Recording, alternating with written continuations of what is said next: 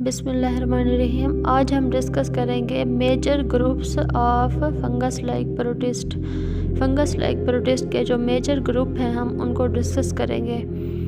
तो सबसे पहले है स्लाइम मोल्ड।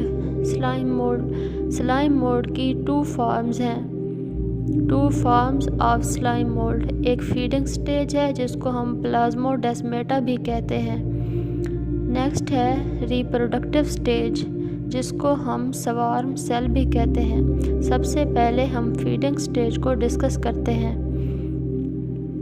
फीडिंग स्टेज, हम फीडिंग स्टेज को समझने के लिए प्लाज्मोडेस्मोडियम को पहले समझ लेते हैं। प्लाज्मोडेस्मोडियम एक ऐसा प्रोसेस है जिसमें वेयर द साइटोप्लाज्म ऑफ 2 और मोर सेल मर्जेस, जहाँ पे 2 या उससे ज़्यादा का साइटोप्लाज्म मर्ज हो जाता है, leading to the formation of multi nuclear structure, जिसके नतीजे में कई सेल पर मुश्तमिल एक स्ट्रक्चर बन जाती है।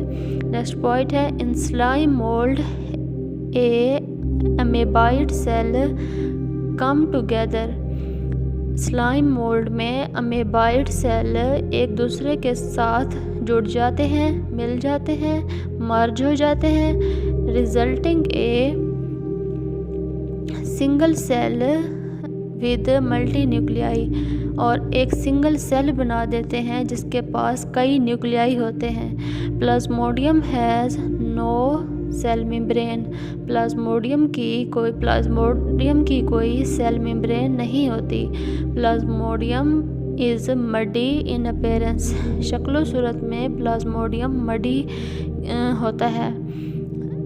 It move over wet area, ये वेट एरिया पर मूव करता है। डिकम्पोज्ड पीस ऑफ वुड, लकड़ी के गले सड़े तख्तों पर मूव करता है। एंड डिकम्पोज लीव, और गले सड़े पत्तों पर मूव करता है। प्लाज्मोडियम इंजेस्ट करता है बैक्टीरिया को, यीस्ट को, स्पोर्स को, एंड डिकेइंग ऑर्गेनिक मैटर, और डिकेइंग ऑर्गेनिक मैटर को भी, जिस तरह कोई जानवर गल सड़ जाता है तो उसको भी ये इंजेस्ट करता है। During its slow and steady movement, अपनी स्लो मूवमेंट के दौरान। The life cycle begins with spores, which germinate into amoeboid and flagellated cells. These fuse to form a zygote, which the cycle completes. Let's discuss about the next stage of slime mold, क्योंकि slime mold की 2 stages थी। एक stage थी feeding stage और दूसरी stage थी reproductive stage. Feeding stage को हम डिस्कस कर चुके हैं, अब हम डिस्कस करते हैं रिप्रोडक्टिव स्टेज को। रिप्रोडक्टिव स्टेज को हम स्वार्म सेल भी कहते हैं। Stock sporangia is form during unfavourable condition.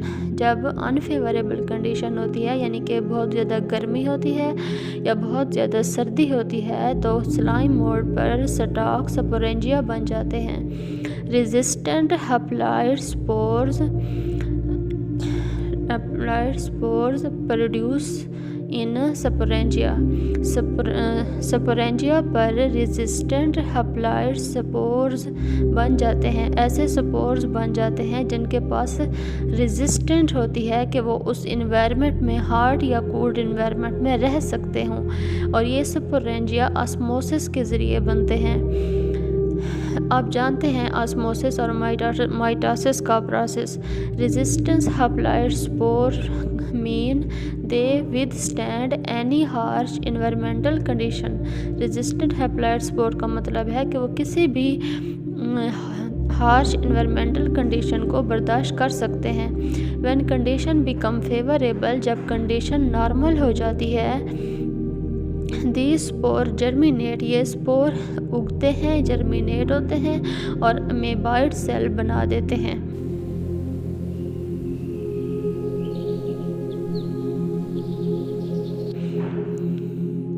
Next है zygote produce amoeboid cell are also called swarm cell.